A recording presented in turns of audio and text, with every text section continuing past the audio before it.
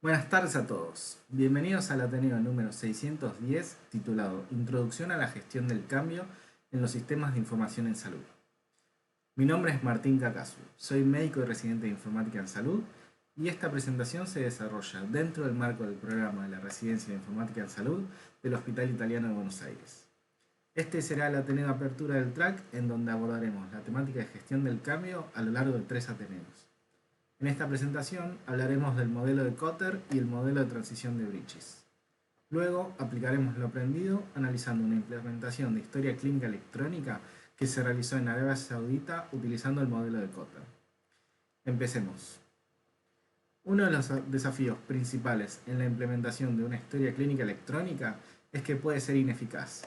Puede ser desinstalada tras la implementación y producir grandes demoras o terminar siendo demasiado costoso. ¿Por qué pasa esto? Una razón fundamental es tratar la implementación como un proyecto puramente informático, en vez de ser un proceso de transformación del negocio con componentes de informática. Para lidiar con estos cambios y ayudar al personal a hacer la transición hacia nuevas formas de hacer las cosas, los responsables pueden utilizar las metodologías de Kotter y Bridges, que son dos reconocidos expertos en la gestión del cambio. John Kotter es un profesor emérito de la cátedra Konosuke Matsushita de la Escuela de Negocios de Harvard y realizó una extensa investigación sobre el cambio organizacional. Según Kotter, durante cualquier periodo de cambio pueden aparecer sentimientos como enojo, falso orgullo, pesimismo, arrogancia, cinismo, pánico, inseguridad y ansiedad.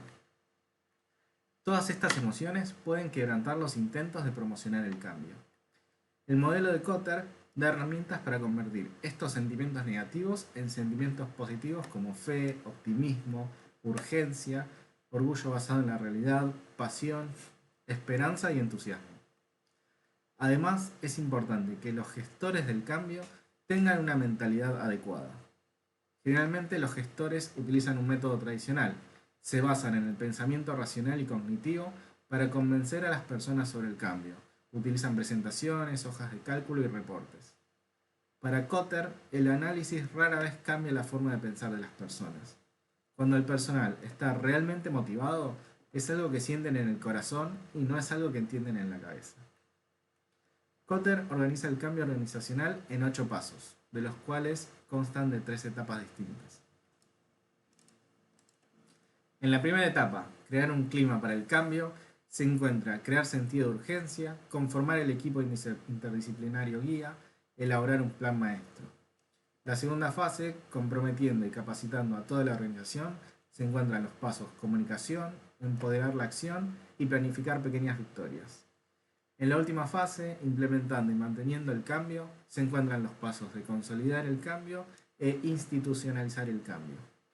Vayamos paso a paso.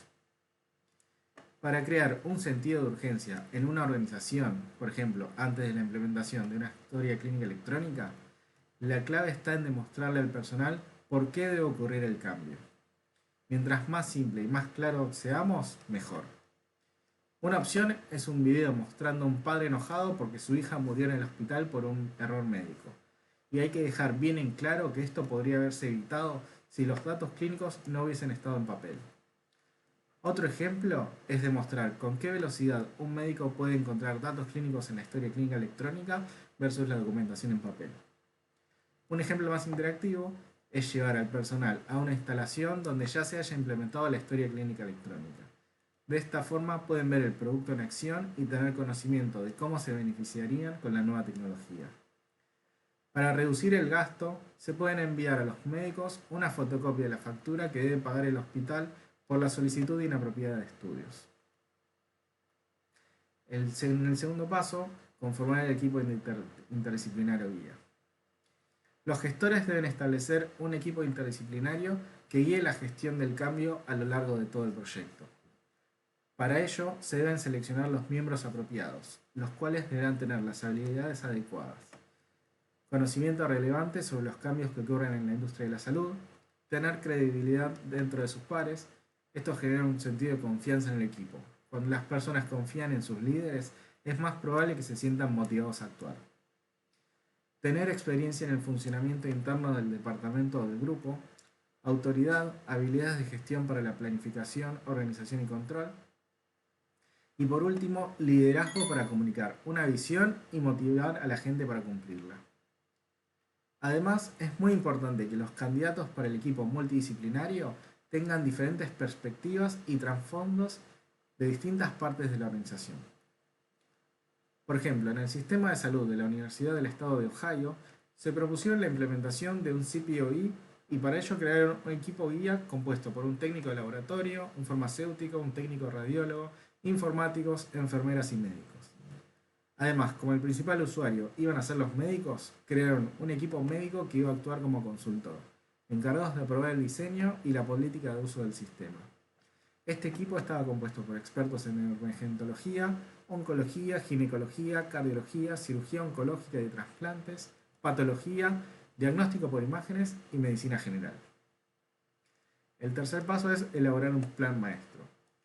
Una vez creado el sentido de urgencia y el equipo guía, es necesario establecer una visión que pueda ser expresada de forma clara y concisa sobre la dirección que va a tomar la organización. Para Kotter, una buena visión debe explicar los comportamientos necesarios y aquellos comportamientos que deben ser descartados. Debe apelar a las emociones de las personas y motivarlas para que actúen. Una buena visión debe poder explicarse en lo que dura un viaje en ascensor. Para poder crear la visión, el equipo interdisciplinario tiene que pintar una imagen de cómo se vería el futuro. Por ejemplo, una imagen para la implementación de la historia clínica electrónica. Para conseguir esto se pueden debatir preguntas sobre cómo se vería la organización, qué tecnología necesitamos, cómo se modificaría la atención que brindamos a los pacientes, cambiarían las inquietudes de los pacientes hacia el personal, cómo cambiaría el flujo de trabajo actual y finalmente cómo se vería afectado el personal asistencial. A medida que se van debatiendo las preguntas, se va a conseguir una visión cada vez más clara. El equipo interdisciplinario va a saber que pintó una buena imagen si éste logra cautivar y motivar a sus miembros. Kotter advierte que muchas veces las visiones están dirigidas a disminuir costos y mejorar la eficacia. Esto en salud puede generar un rechazo en los profesionales, porque ellos consideran que la prioridad de su trabajo es la atención de los pacientes. El equipo interdisciplinario que intenta implementar una historia clínica electrónica tiene que poner foco en cómo este cambio va a mejorar el servicio que se le provee a los pacientes y a sus familias. Un ejemplo de visión puede ser la siguiente. Prestar servicio a los pacientes a través de la implementación de un registro médico electrónico integral que brindará servicios de atención médica confiables, eficientes y asequibles por parte del personal que se esforzará por lograr un mejor manejo de la enfermedad para mejorar la salud de sus pacientes. Una vez creada la visión, el equipo interdisciplinario debe trabajar en las estrategias para poder lograr esa visión, desarrollar los planes para implementar esa estrategia y conseguir el presupuesto para poder pagar esos planes. El cuarto paso es comunicar, comunicar y comunicar. La comunicación es un aspecto clave en las transformaciones de las organizaciones de salud. Es necesario comunicar la visión del cambio, el plan operativo y sus avances a todos los niveles y áreas funcionales de la organización y a los involucrados en el proyecto. Kotter advierte que cada vez que va a suceder un cambio, lo primero que se pregunta a la gente es cómo esto puede perjudicarlos. Para poder combatir con estos temores y fantasías, el equipo interdisciplinario debe desarrollar métodos de comunicación que puedan ayudar al personal a pensar y actuar en concordancia con la nueva visión de la organización. Primero hay que identificar quiénes son las personas o grupos que van a ser afectados por el cambio. Pueden ser médicos, enfermeras, técnicos, farmacéuticos, administradores, incluso los pacientes o los inversores. Para cada grupo se debe tener en cuenta cómo los cambios propuestos van a modificar sus necesidades, inquietudes, los roles y los esfuerzos que van a tener que hacer en el día a día. Teniendo en cuenta todo esto, se pueden mejorar los canales de comunicación para que se pueda comprender e internalizar el proceso de cambio. El quinto paso es empoderar la acción. A medida que más y más personas de la organización se involucran en el proyecto, nos encontramos cada vez con más obstáculos. Estas barreras pueden ser muy variadas, pero generalmente existen en el consciente colectivo y no dentro de la organización. Los supervisores generalmente son los que más barreras ponen a los cambios, ya sea por arrogancia o por miedo. El sistema mismo puede castigar a los usuarios dispuestos a aceptar los cambios, mientras que recompensa el status quo. Los usuarios pueden tener bloqueos mentales, pensando que un cambio específico no puede tener lugar o creer que ellos no van a sobrevivir a los cambios propuestos. La falta de información puede deberse por falta de conocimiento para tomar decisiones o por falta de feedback de las decisiones tomadas. Cuando falta alguna de estas dos, las personas pierden la capacidad de seguir adelante con los cambios. Para superar estas barreras, Kotter propone algunos consejos. Se pueden traer empleados de otras organizaciones que hayan vivido los cambios que se quiere implementar para que tranquilicen al personal. También se puede comparar el tiempo que se demora hacer un gráfico de evolución del peso o de la hemoglobina glicosilada de un paciente en papel o de forma electrónica para motivar el cambio. También se pueden dar aumentos y ascensos a las personas que estén más dispuestas a aceptar el cambio. El sexto paso es planificar pequeñas victorias. A medida que se van realizando los cambios, las personas y los grupos deben elegir y completar las tareas que muestren claramente que el proyecto está siendo exitoso. Las pequeñas victorias ayudan a aumentar el sentido de urgencia y disminuir los comentarios negativos de la gente que critica el proyecto. Kotter aconseja conseguir logros visibles, significantes, inequívocos y de forma rápida. El séptimo paso es consolidar el cambio. A medida que se acumulan las pequeñas victorias, la gente puede empezar a creer que el proyecto de cambio va a ser un éxito y se pierde el sentido de urgencia. Este tipo de pensamiento puede ser muy perjudicial para los proyectos. Para prevenirlo, el equipo multidisciplinario debe buscar factores tanto externos como internos para recordar al personal que el proceso no está del todo completo. Por ejemplo, podemos compararnos con otras organizaciones en salud que no solo hayan implementado una historia clínica electrónica, sino que ya tienen disponible un portal de pacientes donde pueden ver los resultados del laboratorio y realizar los pagos. O que hayan implementado una herramienta de inteligencia artificial para el análisis de imágenes. Esto puede remotivar al grupo y aumentar el sentido de urgencia. Volviendo al ejemplo de la Universidad de Ohio, cuando implementaron el sistema de CPOE, crearon un equipo especial llamado los Casacas Rojas. Consistía en médicos que habían recibido capacitación extensa en el uso del nuevo sistema y en la resolución de conflictos.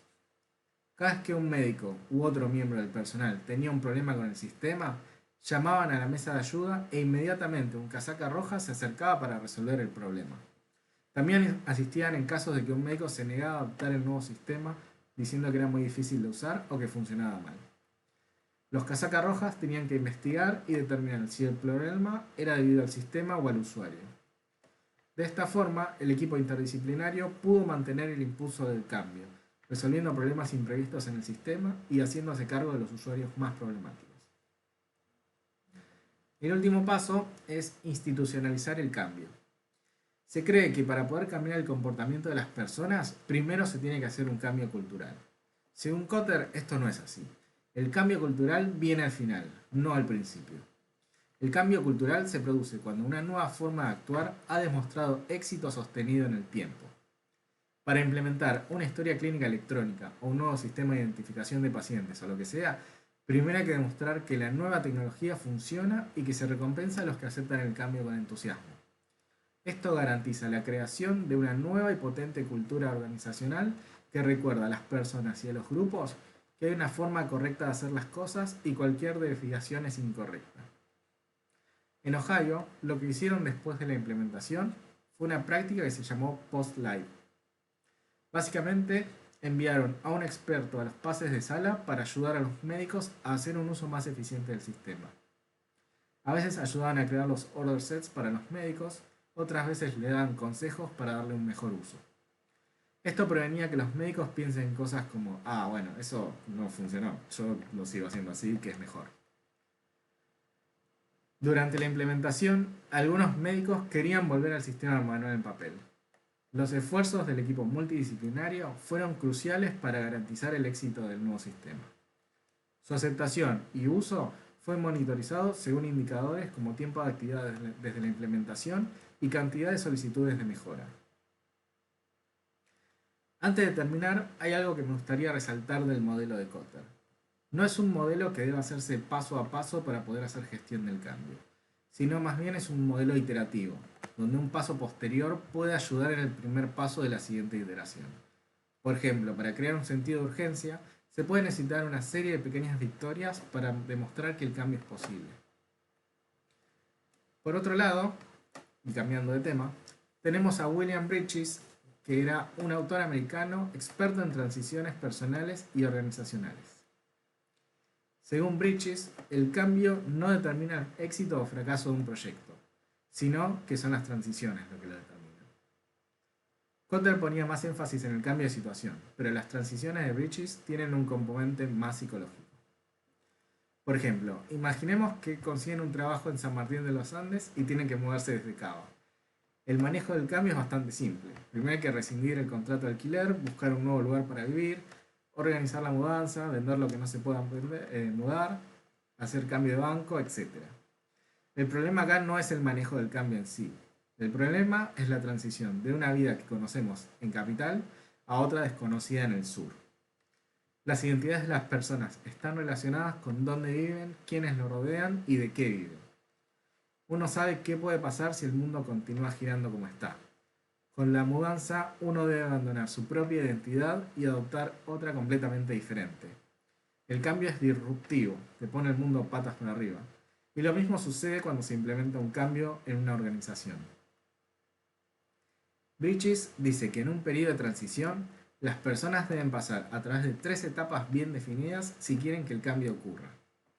Estas etapas son la pérdida, la zona neutra y los nuevos comienzos. Empecemos por la pérdida. La gente no resiste el cambio en sí, sino que están resistiendo las pérdidas y los finales que van a suceder. Para un médico, transicionar hacia una historia clínica electrónica puedes hacerles sentir que van a arruinar el flujo de trabajo que ya tienen y esto puede impactar en la relación que tienen con los pacientes. Es muy importante que el equipo multidisciplinario documente todas estas creencias, valide su importancia y tome decisiones en base a las mismas. Cuando las personas sienten que algo va a terminar en su vida, experimentan un ciclo natural de negación, enojo, negociación, ansiedad y depresión.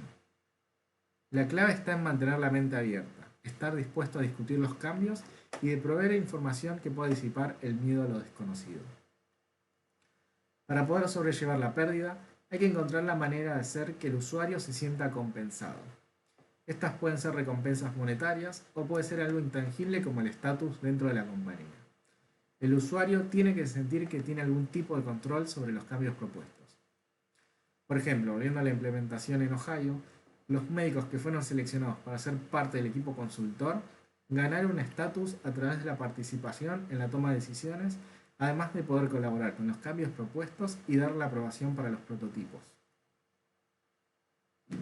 Por otra parte, los usuarios también necesitan una señal clara de la pérdida. Esto puede lograrse poniendo en palabras lo que va a suceder y después hacer que ese cambio suceda de forma bien explícita. En Ohio, en vez de hacer un piloto en un solo sitio, el equipo multidisciplinario decidió terminar con las solicitudes en papel en todos los hospitales del sistema. Esto envió un mensaje claro que la pérdida había sucedido. El último paso para sobrellevar la pérdida es recordar al usuario que la pérdida es una de las constantes de la vida. Nada es permanente, todo es transitorio, diría Buda. Estamos en transiciones constantes, pasamos del jardín a la primaria, al secundario, a veces a la universidad, conseguimos distintos puestos de trabajo con responsabilidades distintas. Sin cambio y sin pérdidas no se puede crecer, y tanto la organización como las personas se terminan estancando. Una vez que se da la pérdida, las personas avanzan hacia lo que Bridges llama la zona neutra. Existe un espacio entre las pérdidas y los nuevos comienzos que no está muy bien definido. En esta zona neutra, las personas dudan entre el anhelo sobre cómo eran las cosas y la excitación por las cosas que están por venir. En las organizaciones de salud, esta vacilación se puede manifestar como ansiedad, falta de motivación, ausentismo, susceptibilidad a enfermedades, sobrecarga, confusión y fallas en la comunicación. Esto puede tener un impacto muy grande, tanto en el trabajo en equipo como en la lealtad, y puede dejar a la organización en una zona neutra perpetua. Por este motivo, Bridges da una serie de recomendaciones para ayudar a navegar la zona neutra. Retomando el ejemplo de la mudanza, la persona debe abandonar su visión, actitudes, valores y su propia imagen que la definían como porteño y empezar un proceso para desarrollar las características de una persona que vive en el sur. Este proceso se llama la normalización de la zona neutra y comienza cuando las personas y los grupos se dan cuenta de que la transición va a llevar tiempo, que los sentimientos de miedo, confusión y ambigüedad son normales y que tienen que estar dispuestos a trabajar en ellos mientras están en la zona neutra. Otro factor importante es la metáfora que adoptan para describir la zona neutra. Este es un concepto similar a lo que Kotter llamaba la visión. Si te mudás porque te echaron del trabajo, la asociación que se hace con el sentimiento de pérdida es el de resentimiento, ira y miedo. La persona se va a cuestionar por qué debería mudarse. Todo esto produce resistencia al cambio y no va a tener la iniciativa para realizar las tareas que le van a poder ayudar a salir de la zona neutra. En cambio, si la persona ve el cambio como el viaje de su vida, puede sentirse como un explorador rumbo a un mundo totalmente nuevo, que le brinda experiencias que nunca hubiese podido vivir si se quedaba en su antigua vida. En este rol, las personas están mucho más dispuestas a realizar capacitaciones, trabajar con personal nuevo y hacer tareas que cambien su forma de ser. Por este motivo, se les debe dar una buena metáfora a los profesionales de la salud para que puedan navegar la ambigüedad y la incertidumbre.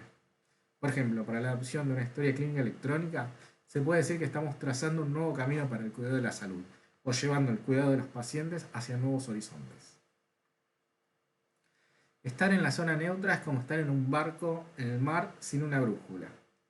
Bridges propone 7 sugerencias para dar dirección y ayudar a las personas a conocer su entorno. Proteger a las personas para que el cambio no los abrume. Si el cambio puede darse en bloques, las personas no van a sentirse tan perdidos o confundidos. Considerar que cuando las políticas, los procedimientos y los organigramas fueron creados, la organización era relativamente estable. Ahora que están en un periodo de transición, hay que pensar en cómo actualizarlos para ayudar a la gente a salir de la zona neutra. Por ejemplo, hay que buscar la forma de compensar a los departamentos que perdieron parte del staff médico porque fueron reclutados para el equipo multidisciplinario. Esto permite que los miembros del equipo puedan concentrarse completamente en la transición en vez de estar cumpliendo más tareas en el mismo tiempo. Como decía el paso número 6 del modelo de Kotter, ayudar a las personas y a los grupos a seleccionar objetivos de corto plazo para crear pequeñas victorias. El cuarto consejo es: el que mucho abarca, poco aprieta. Recordar que en la zona neutra la gente no va a producir resultados a un nivel alto. No hay que proponer tareas que nunca van a poder ser completadas. Considerar qué tipo de capacitación especial van a necesitar los supervisores y los gestores en esta etapa del proceso. Soft skills como resolución de problemas, trabajo en equipo y gestión transicional son buenos puntos de partida. Desarrollar un sentido de conexión. Similar al paso 4 de Kotter, la comunicación se logra con reuniones semanales, sesiones de preguntas, eventos especiales, etc. El objetivo es mantener la creencia que todos estamos en esta transición juntos. La séptima y última sugerencia es sobre la creación de un equipo que monitoree la transición. Este equipo no tendría ningún poder para tomar decisiones. Deberá reunirse 2 veces por semana para discutir cómo va el proceso de transición y sirve para demostrarle al personal que la administración está interesada en abrir un canal de comunicación y en recibir feedback. Por último, Bridges advierte que la zona neutra es un estado de incertidumbre y es una gran oportunidad para ver cómo se hacen las cosas y proponer soluciones creativas para problemas viejos. Lo que suele suceder con la implementación de una nueva tecnología es que se reutilizan procesos anticuados y que luego de la implementación permanezcan las mismas ineficacias. Durante este periodo, los gestores deberían permitir a las personas poder experimentar nuevas formas de hacer su trabajo a través de prueba y error. Si el personal siente que va a ser castigado si hacen algo nuevo, no van a aprovechar esta oportunidad y la organización va a seguir estancada. A medida que los individuos llegan al final de la zona neutra, se preparan para la última etapa del proceso de transición, que es el nuevo comienzo. Las personas van a emerger en un nuevo comienzo cuando su corazón y su mente estén listas para asumir la nueva identidad. No tiene sentido apurar este proceso. Es importante que el gestor sepa en qué parte del proceso se encuentran todos y que la pérdida y la zona neutra hayan sido planificadas correctamente. Si no, el nuevo comienzo no va a ocurrir nunca. Un nuevo comienzo no puede ser forzado, solamente puede ser motivado. Y para motivar se debe dar un propósito, una imagen mental y un plan. Para dar propósito, lo principal es explicar los problemas de la organización y cuáles son las soluciones a esos problemas. Las personas tienen que entender quién, qué, dónde y el porqué de cada problema y de cada solución, y tener toda la evidencia que explique por qué se eligió la mejor solución posible. Uno de los problemas de las pérdidas es que perdemos la imagen de nuestra identidad, y a medida que avanzamos en la zona neutra, no tenemos una imagen de cómo hacer nuestra vida en estas nuevas fases. Esto es lo que genera mucha ansiedad. Por eso es importante para la organización poder darles una imagen de cómo va a ser su vida en este nuevo comienzo. En salud, la imagen puede ser tan simple como un médico mostrando en una pantalla a un paciente cómo fluctuaron sus niveles de glucosa en los últimos 6 meses. Un buen plan le muestra a los usuarios o grupos de usuarios cómo van a cambiar sus vidas, cuándo van a recibir capacitación, cuándo van a recibir información que necesitan para trabajar y cuáles son los andamios que van a necesitar armar para hacer la transición hacia su nueva identidad y la nueva forma de hacer las cosas. Lo importante acá es orientar el plan hacia el proceso y no hacia el resultado final. Como conclusión, podemos decir que los modelos de Kotter y Bridges se complementan bastante. El cambio es generalmente tanto situacional como psicológico. Cualquier cambio organizacional tiene el poder de ocasionar un impacto en la identidad de su personal. Sin cambios no se puede evolucionar, pero si la gestión del cambio no se maneja de forma correcta, se puede producir un estancamiento peor que si no se cambia nada, porque se consume tiempo y recursos en un proyecto destinado al fracaso. A continuación, evaluaremos el paper titulado Implementación de una historia clínica electrónica en un gran sistema de salud desde la perspectiva del liderazgo. El objetivo de este paper es describir un caso de estudio del proceso de implementación de una historia clínica electrónica desde la preimplementación hasta la postimplementación, utilizando los 8 pasos del modelo de cambio de Kotter. El escenario es el siguiente. El hospital King Abdulaziz Medical City, en la capital de Arabia Saudita, provee atención primaria, secundaria y terciaria, y en el momento de la implementación contaba con 17 departamentos médicos y 1.700 camas de internación, un gran centro ambulatorio y 54 centros de salud periféricos para atención primaria. Antes de la implementación, el hospital usaba documentación en papel, excepto para el sistema del laboratorio, los CPOE y los informes de diagnóstico por imágenes. Los centros de salud periféricos no estaban conectados y trabajaban completamente en papel. Se formó un comité de implementación 15 meses antes de la fecha planeada y estaba a cargo de un médico de la administración del hospital. Dentro del comité había 3 miembros de los departamentos médicos, 3 miembros de otros departamentos operacionales y 5 miembros del departamento de informática. El plan iba marchando bien, pero 9 meses más tarde hubo un brote importante de MERS coronavirus, lo que provocó que el hospital tenga que cerrar la mayoría de sus servicios para prevenir la progresión de la infección y proteger a los pacientes y al personal. Como consecuencia y por casi 4 meses, todo el trabajo preparativo para la implementación se tuvo que frenar. La organización se vio a solo 6 semanas de la fecha de implementación de la historia clínica y tan solo a 3 meses de la reacreditación por la Joint Commission International. La única forma de seguir adelante era movilizando a toda la organización para llegar a su objetivo. Repasemos paso a paso el modelo de Kotter y veamos cómo lo aplicaron en la implementación.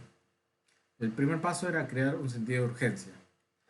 El impacto producido por el brote del MERS coronavirus, junto con el deadline para la implementación, creó un sentido de urgencia instando a movilizar a todos los recursos humanos, desde los médicos de primera línea hasta los líderes de los sistemas de salud.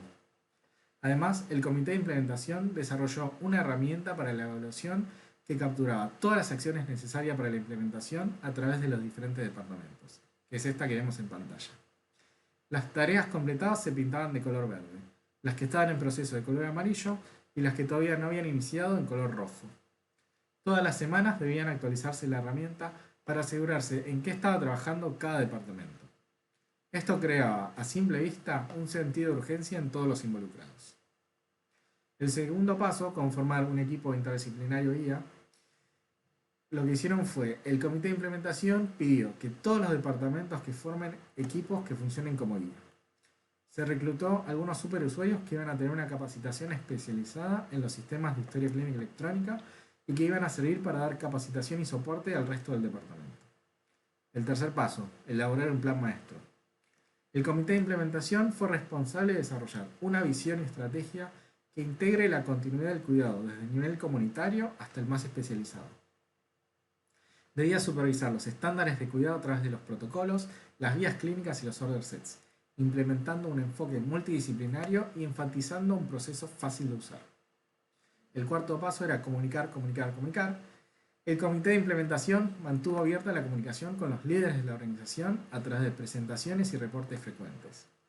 Además, lanzaron una campaña en todo el hospital usando comunicados, emails, mensajes de texto, panfletos, pósteres, etc., para informar a todo el personal las actividades que se iban realizando, los planes y los requerimientos. El quinto paso, empoderar la acción. Para mitigar la resistencia departamental e individual, lo que se hizo fue tomar todos los aportes y el feedback de las sesiones de capacitación muy seriamente. Con esto lograron convertir a los resistentes en verdaderos defensores del modelo. El sexto paso, planificar pequeñas victorias.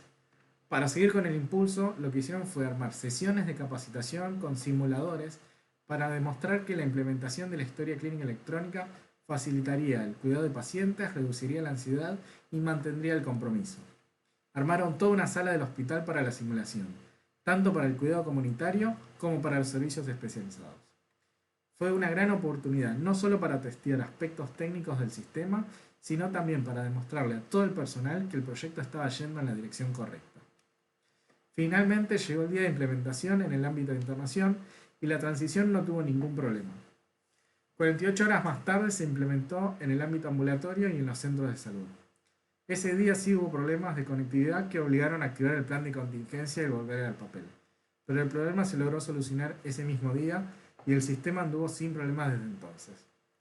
En un total de 3 días, todo el hospital y los centros periféricos funcionaban con la nueva historia clínica electrónica. El paso 7, consolidar el cambio. Luego de la implementación, el comité mantuvo informes diarios por una semana. Usaron estos datos para confirmar que la adopción del sistema fue rápida y para dar mayor confianza en el sistema. Tranquilizaron al personal comunicándoles que no había ningún reporte de incidente ni ninguna dificultad mayor. Todos los reportes estaban asociados a necesidades de capacitación y todos fueron resueltos de forma inmediata. No hubo ninguna renuncia ni ninguna transferencia de un servicio a otro debido al nuevo sistema. Y por último, el paso 8, institucionalizar el cambio. Desde el día de la implementación, el sistema se convirtió en parte de la cultura de la organización. La historia clínica electrónica recibió buenas críticas por parte del personal y por parte de los pacientes. 2 meses más tarde tuvieron éxito en la acreditación por la Joint Commission, con casi el 97% de conformidad de los estándares requeridos. 6 años más tarde, la implementación de la historia clínica electrónica resultó en la integración de cuidados a lo largo de clínicas de atención primaria en todo el país, con centros de atención secundaria y terciaria, y llevó a la estandarización de un gran número de procesos de cuidado. En conclusión, el modelo de Kotter demostró ser altamente efectivo en el caso de estudio analizado. Proporcionó una estructura clara y un enfoque secuencial que fue muy necesario para lograr los avances en el proceso de cambio. Pero también hay que tener en cuenta que cada situación de cambio es única y requiere enfoques adaptados a sus características particulares. Al comprender y poder aplicar las mejores prácticas del modelo de Kotter y también el de Bridges, las organizaciones pueden aumentar sus posibilidades de lograr cambios exitosos y duraderos, mejorando la capacidad para adaptarse y prosperar en entornos cada vez más dinámicos y desafiantes. Muchas gracias por escucharme hasta acá. El próximo Ateneo estará a cargo de la doctora Lucía Cerveto, donde continuaremos analizando la temática de la gestión del cambio. Les mando un saludo.